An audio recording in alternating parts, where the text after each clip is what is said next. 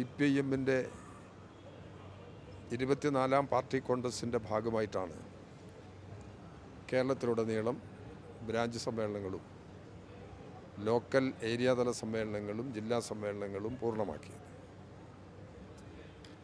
സംസ്ഥാന സമ്മേളനം ഈ മാർച്ച് 6, 7, 8, 9 ഈ 4 ദിവസങ്ങളിലായിട്ടാണ് കൊല്ലത്ത് ചേരുന്നത്.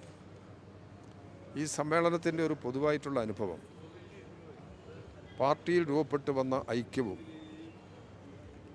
നയപരമായ പ്രശ്നങ്ങളിലുള്ള നിശ്ചയദാർഢ്യവും പ്രകടമായ സമ്മേളനങ്ങളാണ് 24ാം പാർട്ടി കോൺഗ്രസിൻ്റെ ഭാഗമായി നടന്നത്.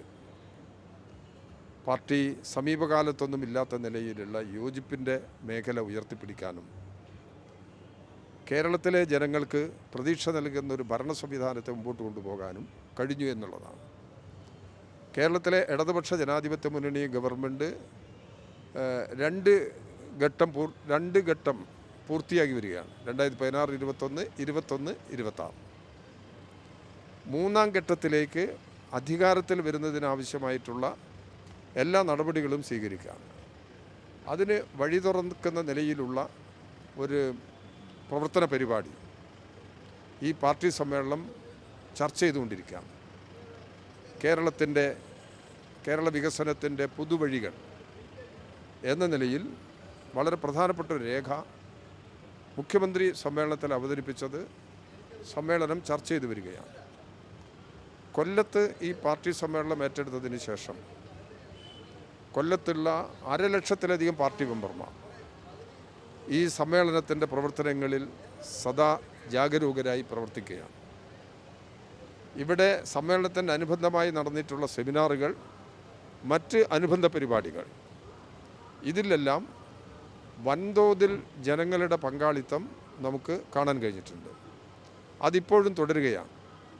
നാളെ ഉച്ചയ്ക്ക് ശേഷം 25,000 ചുവപ്പ് വളണ്ടിയർമാരുടെ പരേഡും ബഹുജന റാലിയും ഈ സമ്മേളനത്തിൻ്റെ ഭാഗമായി നടക്കാൻ പോവുകയാണ്.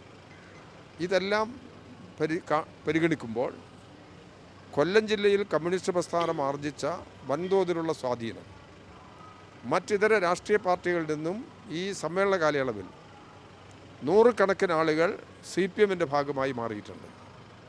CPM-ൻ്റെ അടിത്തറ വീഴപ്പെട്ടിട്ടുണ്ട്. ജനസ്വാധീനം വികസിച്ചു വരികയാണ്. ഈ ഒരു അന്തരീക്ഷത്തിലാണ് ഈ സമ്മേളനത്തിന് സമാപനം കുറിക്കാൻ പോകുന്നത്. ജനങ്ങളിൽ എന്തെന്നില്ലാത്ത, അത് കുട്ടികളെന്നോ സ്ത്രീകളെന്നോ വ്യത്യാസമില്ലാതെ എന്തെന്നില്ലാത്ത ആവേശം ജനങ്ങളിൽ പ്രകടമാണ്. ഈ സമ്മേളനത്തിൽ കാണിക്കുന്ന ഈ ആവേശവും ഈ താല്പര്യങ്ങളും CPM ഉയർത്തിപ്പിടിക്കുന്ന രാഷ്ട്രീയ നിലപാടിൻ്റെ ശരിയാണ് ഉയർത്തിപ്പിടിക്കുന്നത്. ആ നിലയിൽ ശരിയായ ഒരു നയവും സംഘടനാ തത്വങ്ങളും അംഗീകരിച്ചു പോകുന്ന ഒരു പാർട്ടി എന്നുള്ള നിലയിൽ ഈ പാർട്ടി കൂടുതൽ കരുത്തുറ്റതാക്കി മാറ്റാൻ ഈ സമ്മേളനത്തിൻ്റെ അനുഭവങ്ങളെല്ലാം സഹായകരമാകും എന്ന കാര്യത്തിൽ സംശയമില്ല. നാളെ അതിൻ്റെ ഉയർന്ന നിലയിലേക്ക് എത്തിച്ചേരുകയാണ്. ഇതാണ് ഈ സമ്മേളനത്തിൻ്റെ ഒരു പൊതുവായിട്ടുള്ള സ്ഥിതി. രാജ്യത്ത് തന്നെ ഏറ്റവും വലിയ ജനാധിപത്യ സംവിധാനമാണ് CPIM-നുള്ളതെന്ന് നമുക്ക് ഉറപ്പിച്ച് പറയാൻ പറ്റും. പക്ഷേ അതിന് വിരുദ്ധമായ കാര്യങ്ങളാണ് മറ്റ് മാധ്യമങ്ങൾ പ്രചരിപ്പിക്കുന്നത്. അതുകൂടാതെ തന്നെ സംസ്ഥാന സമ്മേളനത്തെ പറ്റിയിട്ടും അസത്യങ്ങളും അർദ്ധസത്യങ്ങളുമാണ് മാധ്യമങ്ങൾ പ്രചരിപ്പിക്കുന്നത്. അതിനെ പറ്റിയിട്ടാണ് ഈ മാധ്യമങ്ങൾ വളരെ കാലമായി നടത്തിക്കൊണ്ടിരിക്കുന്ന ഒരു ശ്രമമാണിത്. കേരളത്തിലെ മിക്ക മാധ്യമങ്ങളും CPM-നെതിരായി വസ്തുതയുമായി ബന്ധമില്ലാത്ത, യാഥാർത്ഥ്യവുമായി ബന്ധമില്ലാത്ത കാര്യങ്ങൾ പ്രചരിപ്പിച്ചുകൊണ്ടിരിക്കുകയാണ്. അവർ കേരളത്തിൽ CPM-നും നേതൃത്വം നൽകുന്ന മുഖ്യമന്ത്രി പിണറായി വിജയനും എതിരായി നടത്തിയ, പിണറായി വിജയനിൽ മാത്രമല്ല അദ്ദേഹത്തിൻ്റെ കുടുംബാംഗങ്ങൾക്കെതിരായിട്ടും വലിയ തോതിലുള്ള ആക്ഷേപങ്ങളും പ്രചാരവേലകളുമാണ് നടത്തിയത്. നേതൃത്വത്തെ കടന്നുപിടിച്ച് പാർട്ടിയെ തകർക്കുക, ഇതാണ് അവർ ലക്ഷ്യമിട്ടത്. പക്ഷെ ഇതൊന്നും പാർട്ടിയെ സ്വാധീനിച്ചില്ലെന്ന് മാത്രമല്ല, ഈ എല്ലാ പ്രചാരവേലകളെയും അതിജീവിച്ചുകൊണ്ടാണ് 2021 രണ്ടാം തവണയും പിണറായി വിജയൻ ഗവൺമെൻറ് അധികാരത്തിലേക്ക് എത്തുന്ന നില വന്നത്. അത് തുടർന്നുകൊണ്ടിരിക്കുകയാണ്. 2016 91 MLA-മാരാണ് ഉണ്ടായതെങ്കിൽ 21 അത് 99 വർദ്ധിച്ചു. വീണ്ടും തെരഞ്ഞെടുപ്പ് നടക്കാൻ പോവുകയാണ് കേരളത്തിൽ. തദ്ദേശഭരണ സ്ഥാപനങ്ങളിലേക്കും അസംബ്ലിയിലേക്കും തെരഞ്ഞെടുപ്പ് നടക്കാൻ പോവുകയാണ്.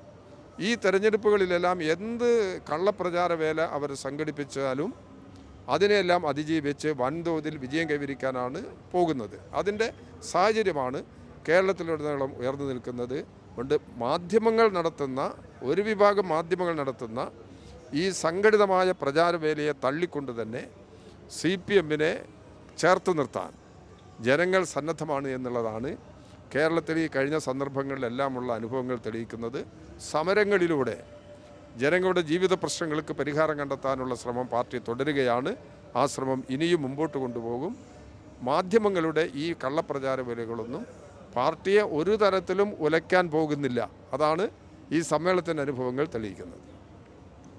മുൻപ് 95-ൽ കൊല്ലത്തൊരു സംസ്ഥാന സമ്മേളനം നടന്നപ്പോൾ പിന്നീട് അധികാരത്തിലെത്തിയത് LDF സർക്കാരാണ്. ആ ചരിത്രം ഇത്തവണയും ആവർത്തിക്കുകയില്ല. തീർച്ചയായിട്ടും കൊല്ലത്തിന് അങ്ങനെ ഒരു പ്രത്യേകതയുണ്ട്. അതൊരു യാദൃശ്ചിക സംഭവമായിരിക്കാം.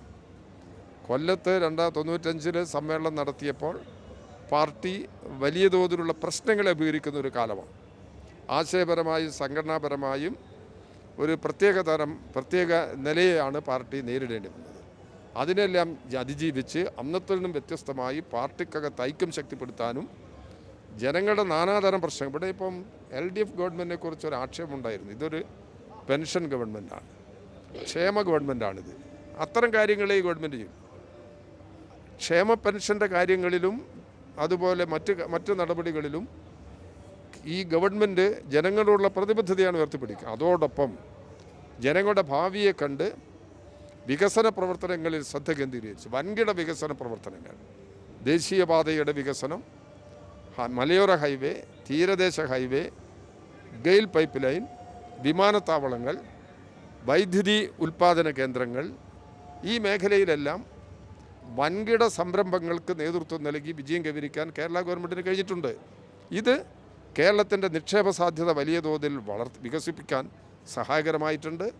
ഇപ്പോൾ ആഗോള തലത്തിലുള്ള നിക്ഷേപ സംരംഭകരുടെ ഒരു സമ്മേളനം കൊച്ചിയിൽ നടന്നു. 1.5 ലക്ഷം കോടിയോളം രൂപയുടെ ഇൻവെസ്റ്റ്മെൻറ്റിന് വിവിധ മേഖലയിൽപ്പെട്ടവർ തയ്യാറായി കഴിഞ്ഞിട്ടുണ്ട്. ഈ നില മെച്ചപ്പെടുത്താനാണ് നോക്കുന്നത്. ഇത് എല്ലാ ഇൻവെസ്റ്റ്മെൻറ്റിനെയും സ്വീകരിക്കാനും ജനങ്ങളുടെ താല്പര്യങ്ങൾ ഉയർത്തിയപ്പോൾ പെൻഷൻ തുക വർദ്ധിപ്പിക്കണമെന്നുള്ളതാണ് ഗവൺമെൻറ് നിലപാട്. വീട്ടമ്മമാർക്ക് പെൻഷൻ കൊടുക്കുന്നതിന് വേണ്ടിയുള്ള നടപടികളിലേക്ക് പോകണമെന്നാണ് ഗവൺമെൻറ് ഉദ്ദേശിക്കുന്നത്. നിലവിലുള്ള എല്ലാ ജനക്ഷേമ നടപടികളും തുടരുക, പെൻഷൻ കൃത്യമായിട്ട് വിതരണം ചെയ്യുക, ഈ നിലപാട് ഉയർത്തിപ്പിടിച്ചുകൊണ്ടാണ് ഗവൺമെൻറ് മുമ്പോട്ട് പോകുന്നത്. അതിനനുസൃതമായ സ്വാധീനം ജനങ്ങളിൽ ഉണ്ടാകും, ജനങ്ങളുടെ പ്രതികരണങ്ങളും ഉണ്ടാകും എന്ന് തന്നെയാണ് പാർട്ടി കരുതുന്നത്.